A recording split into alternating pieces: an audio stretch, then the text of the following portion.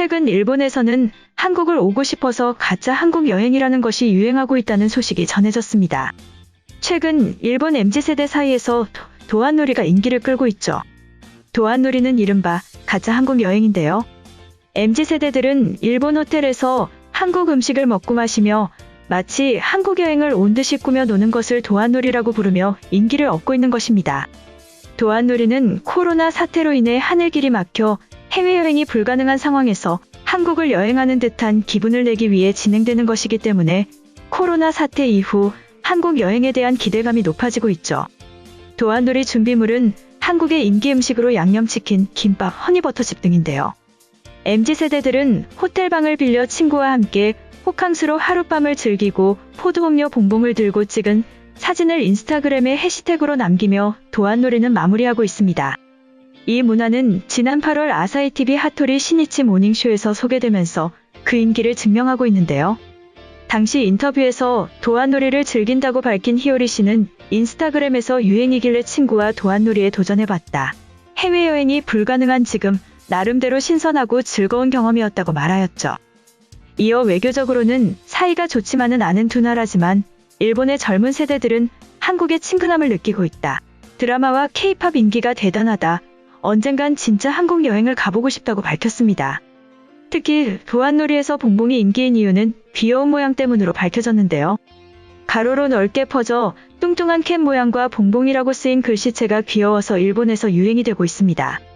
야기 씨는 패키지가 귀여워서 인기가 많다 SNS를 보면 다들 봉봉을 들고 사진을 찍길래 따라해봤는데 맛이 좋아서 더 좋았다고 밝혔는데요. 그녀의 친구인 코코미 씨도 크게 적힌 한글이 귀엽다. 칠성사이다도 유행한다고 말하였습니다. 또 일본의 도안놀이 외에도 한국 아이돌 팬문화가 전해지고 있는 것으로 전해졌는데요. 케이크 위에 글씨를 남겨 좋아하는 아이돌의 기념일을 챙기는 생일 케이크 문화가 전해지면서 일본 내 K-팝 팬들도 이 문화를 받아들이고 있는 것으로 알려졌습니다. 특히 재미있는 점은 일본어 표현이 아니라 한국어 발음 그대로 생일후 케이크라고 부른다는 것인데요.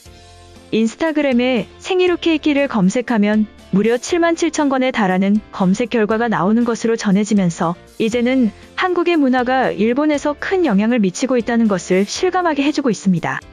한국 문화가 해외 MZ세대로 퍼진 사례는 이뿐 아닌데요. 유니코드 협회는 일명 K하트로 불리는 손가락 모양 하트가 2022년 이모지 후보로 선정하기도 하였습니다. 한국의 아이돌 문화에서 파생된 K하트 이모지가 최종 선정이 되면 인스타그램 등 글로벌 플랫폼에서 쓰이게 된 것이죠. 이재은 대학내일 20대 연구소 책임연구원은 MZ세대는 해외 문화를 받아들이는 것이 특히 빠르다. 글로벌 플랫폼을 통해 해외 또래가 어떤 문화를 즐기는지 실시간으로 생생하게 관찰 중이기 때문이다. 글로벌 SNS에서 유행한 챌린지나 이어찍기 문화가 대표적 사례다. 국가에 얽매이지 않고 세대가 함께 공유하는 가치가 두드러지는 것이 MZ세대의 특징이라고 설명하였습니다. 한편 MZ세대뿐만 아니라 일본 클래식계에서도 한국의 인기가 하늘을 찌르고 있다는 소식이 전해졌죠. 조성진은 현재 세계에서 가장 인기가 많은 피아니스트로 꼽히고 있는데요. 특히 클래식 음악 애호가가 많은 일본에서도 조성진의 인기는 하늘을 찌르고 있는 것으로 전해졌습니다. 일본 언론은 그에 대해 압도적인 재능과 타고난 음악성을 지닌 현 세대의 가장 뛰어난 재능이다라고 극찬하기도 하였죠. 시적이면서도 당당하고 부드러우면서도 웅장한 다채로운 조성진의 음악 해석은 보편적인 공감대를 얻는 것입니다. 이런 조성진의 인기를 반영하듯 일본의 클래식 음악 잡지 월간 쇼팽 10월호가 조성진과의 스페셜 인터뷰를 메인 주제로 선을 보였다는 소식이 전해졌는데요.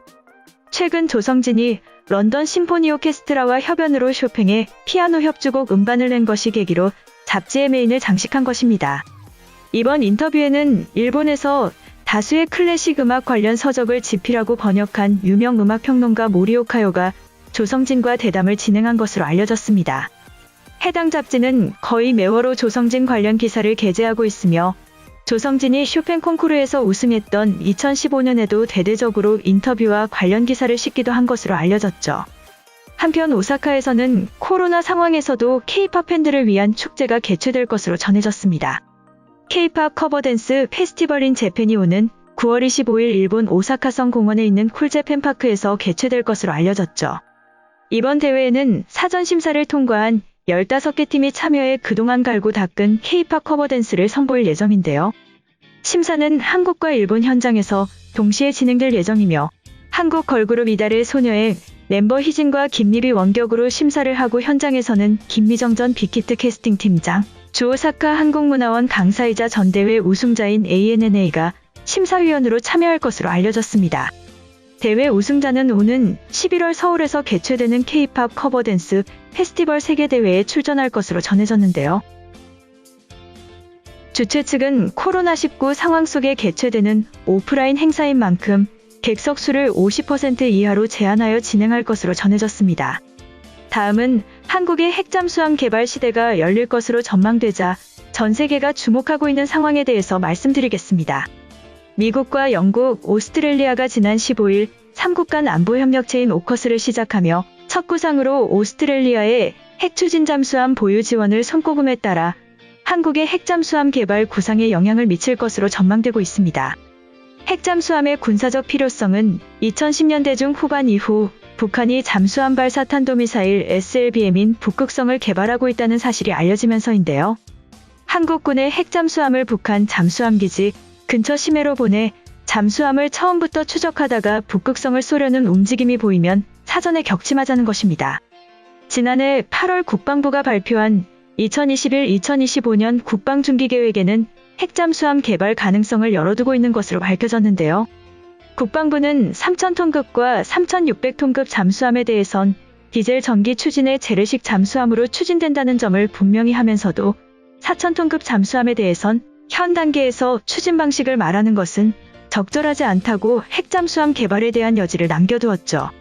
국방부의 발표는 디젤 전기 추진이냐 핵 추진이냐를 미리 결정하지 않고 가능하다면 핵추진 잠수함의 개발을 추진하겠다는 뜻으로 풀이되고 있습니다.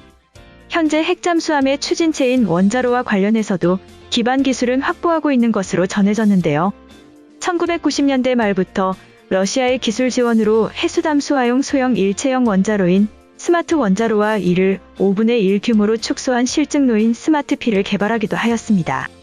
이를 기반으로 개발하면 몇 년 안에 핵잠수함용 원자로를 확보할 수 있을 것으로 군 당국은 기대하고 있죠.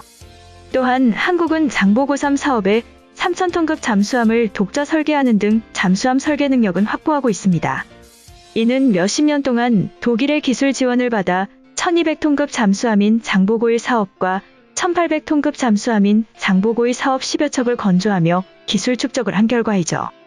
하지만 핵잠수함의 경우 재래식 잠수함보다 훨씬 깊은 바다에서 훨씬 빠른 속도로 운항하기 때문에 새로운 조건에 맞게 새롭게 설계되어야 하기 때문에 재래식 잠수함 설계 경험만으로 건조를 진행하기는 어려울 수도 있다는 목소리도 나오고 있습니다. 이번 영상은 여기까지고요. 제 영상이 도움이 되셨거나 세계 속 반응 더 보고 싶다 하시는 분들은 구독과 좋아요, 알람 설정까지 부탁드립니다. 다음에 또 봐요. 안녕.